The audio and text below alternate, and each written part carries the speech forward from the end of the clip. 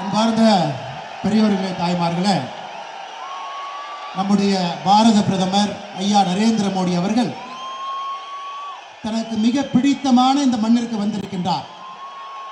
கன்னியாகுமரி மண்ணையும் நம்முடைய பாரத பிரதமர் நரேந்திர மோடி அவர்களையும் யாராலும் பிரித்து பார்க்க முடியாது. இங்கிருந்து 3 கிலோமீட்டர் தூரத்தில் 1991 டிசம்பர் 11ஆம் தேதி இதே நரேந்திர மோடி இங்கிருந்து 3 கிலோமீட்டர் தூரத்தில் ஐயா டாக்டர் முரளி மனோகர் ஜோஷி அவர்களோடு இணைந்து இந்தியாவினுடைய ஒற்றுமைக்காக ஏக்தா யாத்திரை, ஒற்றுமை யாத்திரை இங்கிருந்து ஆரம்பித்தார். அப்ப உங்களுக்கு தெரியும் இந்தியாவுடைய நிலைமை எப்படி. வாக்கு வங்கி அரசியலைக்காக நடத்தி கொண்டிருக்கக்கூடிய காங்கிரஸ் ஆட்சியில வேறு வேறு கட்சிகள் இந்திய அரசியல் இருந்த பொழுது இந்தியாவை துண்டாடி கொண்டிருந்தார். காஷ்மீராக இருக்கட்டும், பஞ்சாபாக இருக்கட்டும், இந்தியாவினுடைய எந்த மாநிலமாக இருக்கட்டும், பிரிந்து கிடந்தார். மக்களுக்குள்ளே வேற்றுமை உணர்வு. இது இங்கிருந்து 3 கிலோமீட்டர் டிசம்பர் 11ஆம் தேதி 1995 45 நாட்கள் இந்த மண்ணில் இருந்து ஆரம்பிக்கப்பட்ட ஒற்றுமை யாத்திரை, ஏக்தா யாத்திரை ஜனவரி 26ஆம் தேதி 1992 காஷ்மீரினுடைய லால் சவுக்கில் நம்முடைய மூவர்ண கொடியை ஏற்றி வைத்து நம்முடைய பாரத பிரதமர் நரேந்திர மோடி அவர்கள் சொன்னார், என்னுடைய தாயினுடைய பாலை குடித்து வளர்ந்த இந்த மனிதன் யாருக்கும் பயப்பட மாட்டான் என்று லால் சவுக்கிலே நம்முடைய மூவர்ண கொடியை ஏற்றி காண்பித்தார் அங்கிருந்த தீவிரவாதிகள். மிகப்பெரிய சொந்தம். கன்னியாகுமரியினுடைய மக்கள் உங்களுடைய மண்ணின் மைந்தனாக பாரத பிரதமர் நரேந்திர மோடி அவர்களை கொண்டாடி கொண்டிருக்கின்றனர்.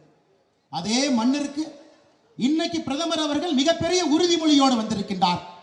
இன்னைக்கு அவர்கள் சொல்வது விக்ஷித் சங்கல்ப் யாத்ரா என்று சொல்லுகின்றார். அன்னைக்கு ஏக்தா யாத்திரை இங்கிருந்து ஆரம்பித்தாங்க. இத்தனை ஆண்டுகள் கழித்து இந்தியாவுடைய பிரதமராக நம்முடைய நாட்டை வல்லரசு நாடாக மாற்றுவதற்கு 2047 முடியும் பொழுது இது ஒரு மிகப்பெரிய வல்லரசு நாடாக மாற வேண்டும். அதற்காக 3வது முறை மறுபடியும் நாம் நீங்கள் வாய்ப்பளிக்க தயாராக வந்திருக்கின்றீர்கள். இது போன்ற அரசியல் தலைவர் கண்ணு கெட்டிய தூரம் வரைக்கும் இல்லைங்க. குடும்ப கட்சிகள், ஊழல் கட்சிகள் மக்களை கொள்ளையடித்து தன்னுடைய குடும்பத்தில் இருக்கக்கூடிய அவருடைய குழந்தைகள் ஆட்சி கட்டலுக்கு வர வேண்டும் என்று துடிக்கக்கூடிய இந்தியா கூட்டணி. மக்களே என்னுடைய குடும்பம், 142 கோடி இந்தியர்களே என்னுடைய குடும்பம் என்று சொல்லி மோடியின் குடும்பமாக, மோடியின் பரிவாராக, மோடியினுடைய தம்பிகளாக, மோடியினுடைய தங்கைகளாக இங்கே வந்திருக்கின்றோம். சகோதர சகோதரி, இந்த யாத்திரை மிக முக்கியமான யாத்திரை, விக்சித் சங்கல்ப் யாத்திரை. அடுத்த 25 ஆண்டுகளுக்கான கனவோடு நம்முடைய பாரத பிரதமர் நரேந்திர மோடி அவர் வந்திருக்கின்றார். அதனால் தான் சகோதர சகோதரிகளே, 400 என்கின்ற நம்முடைய இலக்கு ஒரு வெறும் வாய்ச்சொல் கிடையாது. 2024 பாராளுமன்ற தேர்தல் முடிந்து உங்களுடைய ஆசையோடு நம்முடைய பாரத பிரதமர் நரேந்திர மோடி அவர்கள் 3வது முறையாக ஆட்சி கட்டலில் அமரும் பொழுது 400 என்பது வெறும் வார்த்தை இல்லை, அது இந்திய மக்களுடைய உணர்வு. காஷ்மீரில் இருந்து கன்னியாகுமரி வரை அனைத்து இடத்திலும் கூட பாராளுமன்ற உறுப்பினர்கள் நம்முடைய தேசிய ஜனநாயக கூட்டணியில் இருந்து 370க்கும் மேற்பட்ட நம்முடைய பாராளுமன்ற உறுப்பினர்கள் பாரதிய ஜனதா கட்சியில் இருந்து அசைக்க முடியாத ஆளுமை மிக்க உலகத்தினுடைய வல்லரசாக இந்த நாட்டை மாற்றக்கூடிய காலகட்டத்தில் நின்று கொண்டிருக்கின்றோம். சகோதர சகோதரி, அதற்காக நம்முடைய பாரத பிரதமர் நரேந்திர மோடி அவர்கள் கன்னியாகுமரிக்கு வந்திருக்கிறார். இதே கன்னியாகுமரிக்கு இன்னொரு மனிதனும் வந்தான். இங்கே இருக்கக்கூடிய மனிதனுடைய பெயர் நரேந்திர மோடி. 1892 டிசம்பர் 24ஆம் தேதி நரேந்திர தத்தா என்கின்ற மனிதனும் இதே இடத்துக்கு வருகின்றான். அந்த மனிதன் எட்டி பார்க்கின்றான். அங்கே இருக்கக்கூடிய பாறை என்ன, அந்த பாறைக்கு எப்படி செல்வதென்று சுற்றில் இருந்த மனிதர்கள் சொன்னார், அந்த பாறைக்கு செல்ல வேண்டும் என்றால் கடலிலே குதித்து நீந்தி செல்ல வேண்டும் என்று சொன்னார். நரேந்திர தத்தா என்கின்ற மனிதன் கடலிலே குதித்து பாறையை நோக்கி நீந்தி சென்று டிசம்பர் 24, டிசம்பர் 25, டிசம்பர் 26, 1892 அந்த பாறையின் மீது அமர்ந்து கடு தவம் செய்து தான் யார், தன்னுடைய நாடு எப்படிப்பட்ட நாடு, தன்னுடைய மதம் எப்படிப்பட்ட மதம் என்பதை உணர்ந்தார். அந்த நரேந்திர தத்தா சுவாமி விவேகானந்தாக மாறினார். நரேந்திர மோடி விஸ்வகுரு நரேந்திர மோடியாக மாறி மக்களுடைய வளர்ச்சிக்காக, இந்திய நாட்டினுடைய வளர்ச்சிக்காக, அசைக்க முடியாத சக்தியாக இந்த நாட்டை மாற்ற வேண்டும் என்பதற்காக வந்திருக்கக்கூடிய நம்முடைய பாரத பிரதமர் நரேந்திர மோடி அவர்களை உங்கள் அனைவரின் சார்பாக மறுபடியும் வருக வருகின்ற வரவேற்று.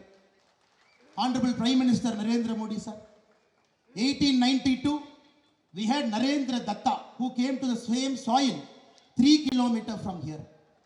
He swam to the Vivekananda rock. That point of time it was a mere rock.